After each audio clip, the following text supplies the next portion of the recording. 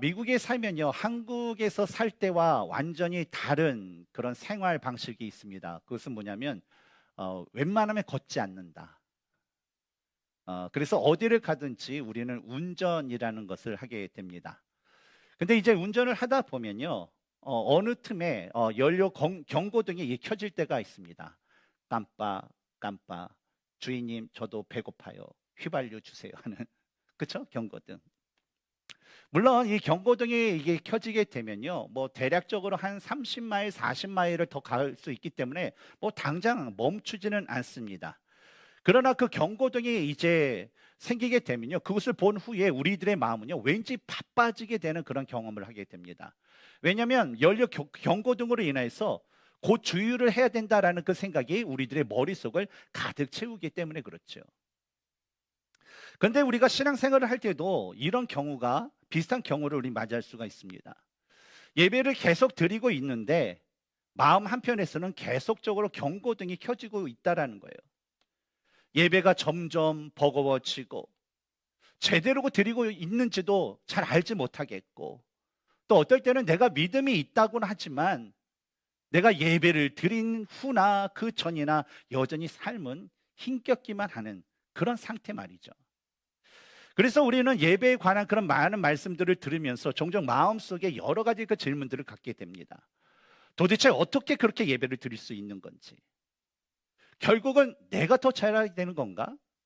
순종의 삶도, 나에게 있는 모든 삶을 내가 더 애써야 되는 건가? 라는 어떤 회의적인 마음, 걱정스러운 마음, 그런 질문들이 우리들의 그 머릿속을 가득 채우게 된다는 거죠. 우리는 지난 몇 주 동안요, 하나님이 찾으시는 그 예배라는 그런 주제를 가지고, 그 말씀을 가지고, 바로 형식이 아니라 바로 마음이며, 하나님이 찾으시는 그런 예배는 그 마음이 뭐예요? 순종으로 이어지고, 그 순종은 삶과 결코 분리될 수 없다라는 그런 말씀들을 우리는 나누어 왔습니다. 그런데 오늘 우리가 첫 시리즈의 마지막 그 말씀인 오늘 그 본문 이 로마서 12장에서는요, 그런 부담을 갖고 있는 그 우리들에게 너무나도 뜻밖의 그 방식으로 말씀을 우리에게 전해주는 것을 볼 수가 있어요. 바로 그동안 우리는 뭐예요? 예배를 더 잘해야 된다, 잘 드려야 된다, 무엇을 해야 된다라는 그런 메시지가 있었다면, 오늘 그 본문은 바로 그러므로라는 그 한 단어로 바로 그 예배에 대한 그 삶을 우리에게 말씀하고 있다는 거예요. 저는 오늘 이 시간 바로 이 그러므로라는 이 한 단어가 인도하고 있는 그 말씀을 통하여서 왜 우리가 삶으로 예배할 수 있는지와 또 어떻게 예배로 살아갈 수 있는지에 대해서 여러분과 함께 나누기를 원합니다. 첫 번째로 우리가 살아야 예배, 그 삶의 예배는 바로 명령이 아니라 그 은혜에 대한 응답이기 때문에 우리는 삶의 예배를 드릴 수 있다는 거예요. 먼저 오늘 본문이 로마서 12장 1절을 같이 읽도록 하겠습니다. 시작. 그러므로 형제들아, 내가 하나님의 모든 자비하심으로 너희를 권하노니 너희 몸을 하나님이 기뻐하시는 거룩한 산 제물로 드리라. 여러분, 우리가 이 구절을 대하면서 우선적으로 감안해야 할 것이 있습니다.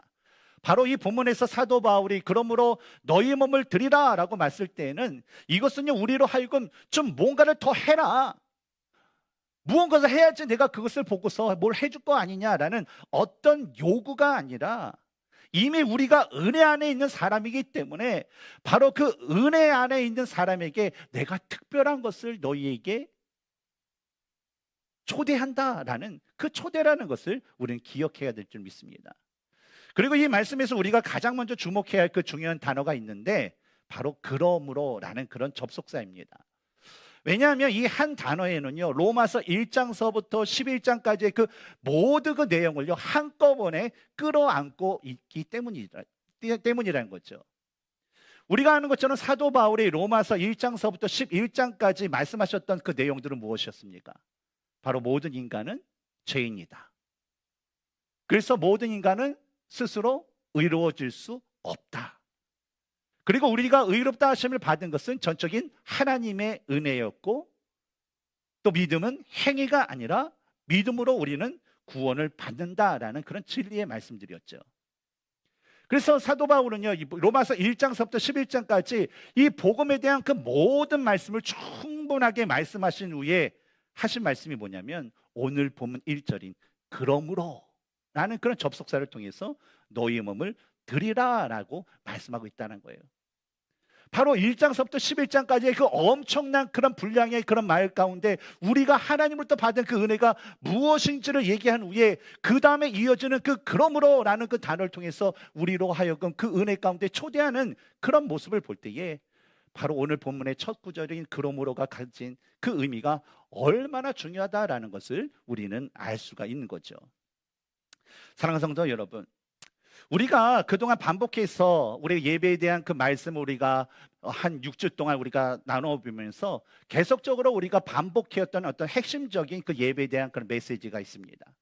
그것은 뭐냐면 예배라는 것은 구원을 얻기 위한 그런 조건이 아니라 구원받은 자에게 자연스럽게 나타나는 모습, 바로 하나님께서 우리에게 주신 그 구원에 대한 그런 올바른 응답이 바로 이 예배라는 것이죠.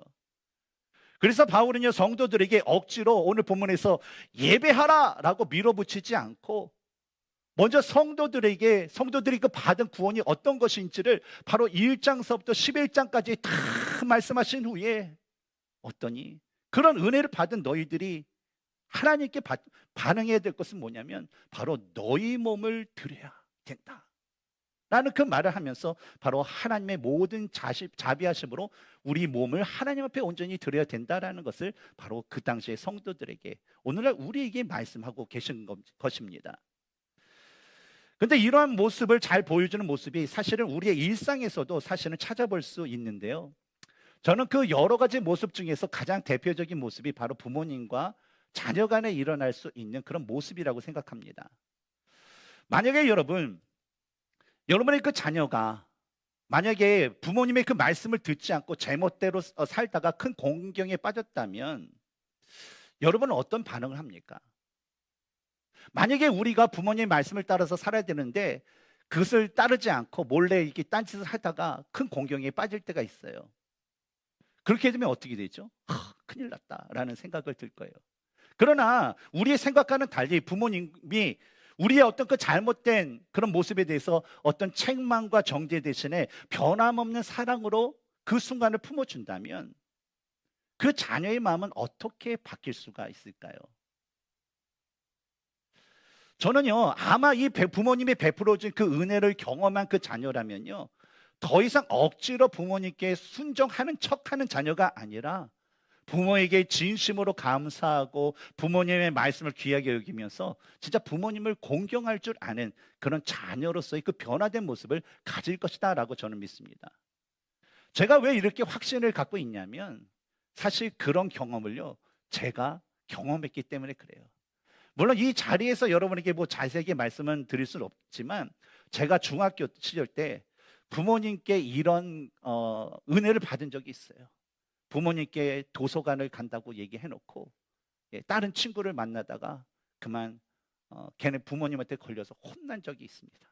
그래서 그 부모님이 저희 집에 전화하고 당신의 아들이 뭘 하고 있는지 아냐 하면서 막 쌍욕을 하고 막 그러는데 옆에서 제가 지은 죄가 있기 때문에 아무 말도 못하고 무릎 꿇고 고개 숙이고 벌 쓰고 있었죠. 그러고 나서 전화 통화가 끝난 다음에 저보고 가라 그러더라고요. 그랬더니 제 마음이 어떻겠습니까? 이 집에 가면 큰일 났다. 엄마의 잔소리와 아버지의 그 회초리가 나를 기다리고 있겠구나. 그런 두려움이 있었죠. 그런데 가다가 그래도 미리 고백할 건 하자. 그러고 그래서 공중전을 통해서 부모님께 전화했더니 오히려 저희 어머니께서는요, 오히려 저를 사랑으로 또 신뢰로 저를 감싸 주시는 그런 일을 경험하게 되었습니다. 분명히 제가 잘못했는데 어머니께서 또 아버지께서 오히려 그것을 품어주시니까 제 마음 가운데 드는 것은 뭐냐면 나는 절대로 부모님을 실망시켜 드려서는 안 되겠다. 나는 진짜 부모님께 잘해야 되겠다라는 그런 생각을 갖게 되었고 그 이후로도 지금까지 저는 그 부모님을 존경하고 부모님의 뜻에 어긋나지 않는 삶을 살려고 상당히 많은 노력을 하고 있습니다. 마찬가지로 여러분, 하나님의 은혜로 예수 그리스도를 통하여서 그 구원의 은혜를 받은 자가 가져야 할 이 삶의 예배라는 것은요, 우리가 무엇을 해야 해서가 아니라 바로 하나님께서 주신 그 은혜 때문에 드려야 하는 예배가 되어야 된다라는 거예요. 그리고 이뿐만 아니라 바울이 본문 1절에서 말한 산제사도 같은 맥락입니다. 왜냐하면 바울이 말한 이 산제사, 하나님께 드릴 그 산제사라는 것은 어떤 죽은 제물을 드리는 구약의 제사를 의미하는 것이 아니라 영원한 화목제물이 되어진 예수 그리스도를 통하여서 새로운 생명을 얻은 우리가 바로 이 살아있는 몸으로 우리의 삶을 통하여서 하나님께 드려야 될 그런 신약적 예배를 의미하기 때문이죠. 사랑하는 성도 여러분, 우리의 삶을 한번 되돌아봤으면 좋겠어요. 여러분의 삶을 한번 되돌아보면서 혹시 우리의 그 삶에서 하나님을 위해서 해야 될 일들을 우리는 과연 부담으로 그것을 감당하고 있는지, 아니면 그것을 우리가 감사함으로 감당하고 있는지를 한번 살펴보았으면 좋겠습니다. 왜냐하면 우리가 하나님께 드려야 할 그 예배는요, 하나님의 은혜를 가지고 감사함으로 하나님께 드리는 것이고, 감사함으로 하나님께 드릴 때에 진정한 순종이 우리의 삶으로 이어지기 때문입니다. 그러나 이 순서가 바뀌게 되면요, 아주 곤란한 일이 되게 돼요. 하나님의 은혜가 없는데 내가 무엇을 하는 것으로 만족을 얻는 게 있다면요, 이것은 너무나도 심각한 거예요. 왜냐하면 이 예배란 건 은혜가 있고 은혜에 대한 감사로 하나님께 드려야 될 그런 삶의 모습인데, 은혜가 없이 만약 이 순서가 바뀌게 되면요, 이런 사람들의 그 예배는요, 마치 가인이 하나님께 드렸던 것처럼 예배는 드리고 있다는데 그것은 하나님께서 받으실 만한 기뻐하는 예배가 아니라 형식이 되어버리고, 바로 하나님께 영광을 돌려야 될 그 예배의 자리가 점점점 불평과 불만과 미움과 저주의 그 자리가 될 수밖에 없기 때문에 그렇습니다. 그래서 만약에 우리가 감당해야 될 어떤 그 봉사나 섬김이나 사역에 있어서 우리가 감사 없이 그저 마지못해서 하는 그 모습이 있다면, 우리가 무엇인가를 더 하기 위해서 노력하기보다는 먼저 하나님께서 나에게 주신 은혜가 무엇인지, 그 은혜가 얼마나 나에게 귀한 것인지를 회복하는데 우리는 더욱더 힘써야 될 줄 믿습니다. 항상 하나님께 주신 그 은혜를 기억하시기 바랍니다. 그리고 그 은혜에 대한 그 감사함으로 삶의 모든 것을 통해서 하나님께서 기뻐하시는 예배를 드릴 수 있는 저와 여러분이 되기를 주님의 이름으로 축원합니다. 두 번째로 우리가 드려야 할 그 삶의 예배는요, 세상의 방식이 아니라 변화된 생각에서 나오기 때문에 우리는 삶의 예배를 드릴 수 있다는 거예요. 우리 두 번째 본문이 우리 로마서 12장 2절을 함께 읽겠습니다. 시작. 너희는 이 세대를 본받지 말고 오직 마음을 새롭게 함으로 변화를 받아 하나님의 선하시고 기뻐하시고 온전하신 뜻이 무엇인지 분별하도록 하라. 이 말씀을 보면 사도 바울이요, 삶의 예배를 단순한 어떤 행동의 변화로 보지 않고요, 삶의 예배는 바로 하나님의 뜻에 따른 생각의 변화와 가치관의 그 전환이 있어야 된다라고 말하는 것을 볼 수가 있습니다. 일반적으로 사람들은요, 자신의 그 잘못이 드러나게 되면요, 종종 갑작스러운 말이나 행동의 그 변화를 통하여서 마치 그동안 자신이 아무 일도 하지 않았던 것처럼, 아무 일도 없었다는 듯이 자신의 그 잘못을 덮으려고 합니다. 그런데 저는요, 어떤 잘못을 깨닫고 말이 바뀌고 행동이 변하는 모습, 그것이 참 좋은 모습이라고 생각이 듭니다. 그런데 우리가 성경적으로 우리가 볼 때에 진정한 회개가 없는 그 변화라는 것은요, 진짜 변화가 아니라는 거예요. 그러면 어떤 변화냐? 그저 급한 불을 끄기 위한 임시 조치에 불과하다라는 거예요. 그래서 진정한 회개가 없이 단순한 급작스러운 그런 변화를 통해서 이전의 것을 무마하는 사람들의 그 특성을 보면요, 어느 정도 시기, 지금은 괜찮아요. 어느 정도 시기까지는 괜찮아요. 근데 그 어느 정도 시기가 그 이유가 지나게 되면 다시 원래 모습으로 되돌아가거나, 또는 자신의 어떤 정당성을 채우기 위해서 이전에 지었던 잘못된 일들을 다시 되풀이하거나 더 큰 잘못을 저지르는 그런 과오를 저지르게 된다는 거예요. 이러한 인간의 습성이 있기 때문에 사도 바울은 오늘 본문에서 먼저 생각의 변화가 있어야 된다라는 것을 강조하면서 우리로 하여금 이 세대를 본받지 말라라는 그 말씀을 주시면서, 우리로 하여금 바로 우리가 그리스도인으로서 세상이 정해놓은 어떤 성공의 기준과 세상이 정해놓은 어떤 가치의 그 기준과 세상이 말하는 그 풍조를 따라 살지 말고 오직 변화된 자로서 예수 그리스도 안에서 변화된 자로서의 그 삶을 살라라고 말씀하신 것입니다.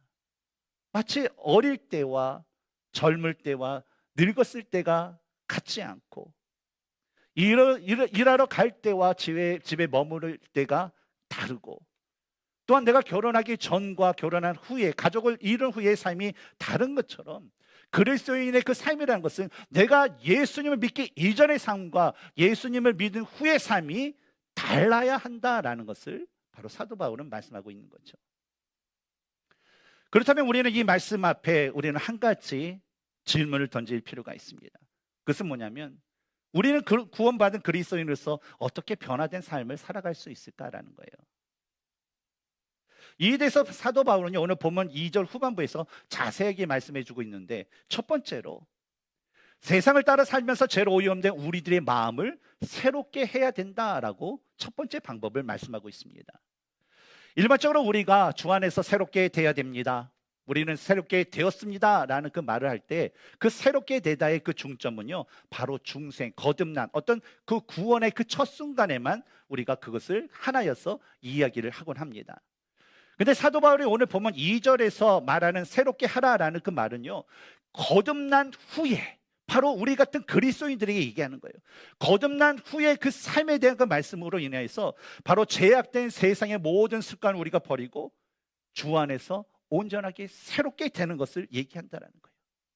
우리가 지난 한 주 동안 외웠던 것처럼 이전 것은 지나갔으니 보라 새 것이 되었도다라는 그 말씀처럼, 우리가 그 새 것이 되기 위해서 우리 사람이 가지고 있는 가장 은밀한 부분인 바로 우리 내면의 그 모습으로부터 바로 성령님에 의해서 완전히 변화되는 그런 갱신이 반드시 있어야 된다라고 말씀하고 있는 것입니다. 그리고 두 번째로 사도 바울은요, 하나님의 뜻을 분별하는 삶을 살라라고 이야기를 합니다. 바울이 말하는 이 분별하다라는 것은요, 시험해보다 검증하다라는 그 뜻이에요. 이것은 무엇을 의미합니까? 무엇이 진짜인지 가짜인지를 시험해보고 검증해서 진짜를 택하라는 거예요.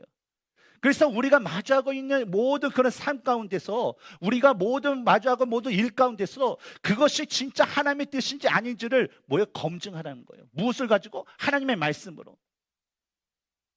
일단은 보면 우리는요, 너무나도 착해서 그냥 내가 존경하는 목사님이 얘기하면 다 옳은 것 같고, 내가 존경하는 집사님 얘기하면 다 맞는 것 같고, 교회 와서 교회 다니는 성도들이 이렇게 얘기하면 다 맞는 것처럼 우리는 생각할 때가 있어요. 그러나 여러분, 성경에서 뭐라고 얘기합니까? 교회 안에서 선한 사람들만 있었었나요? 우리가 읽고 있는 사도 바울의 어떤 서신서를 보면 주의 말씀으로, 주의 이름으로 말하는 그 모든 사람들이 다 선한 사람들만 있었나요? 그렇지 않다라는 걸 알 수 있죠. 왜냐하면 사탄도 광명의 천사로 둔갑해서 오고, 거짓 교사도 사도로 분장하여서 오기 때문에 우리는 분별하지 못하면요, 자칫 이전의 1세기의 그 초대교회의 그 성도들이 많은 어려움과 곤란을 겪었던 것처럼 그런 어려움을 겪을 수 있다는 거예요. 그래서 우리가 모든 얘기를 듣든지 어떤 일들 하든지 우리가 기준이 될 것 보면, 과연 성경은 무엇을 얘기하고 있는가라는 거예요. 성경에 맞춰서 그것이 맞다면 그것을 동의하고 따른 것이 맞지만, 성경이 말하지 않는 것이라면 그것은 잘못된 것이기 때문에 그것을 결코 받아서는 안 된다라는 것입니다. 그렇다면 오늘 그 본문에서 사도 바울이 말하는 하나님의 그 뜻을 분별하는 삶을 뭐라고 얘기하나요? 바로 2절에서 그렇게 얘기했죠. 하나님의 선하시고 기뻐하시고 온전한 뜻이 무엇인지를 분별하도록 하라, 시험해보라, 검증해보라 라고 얘기해요.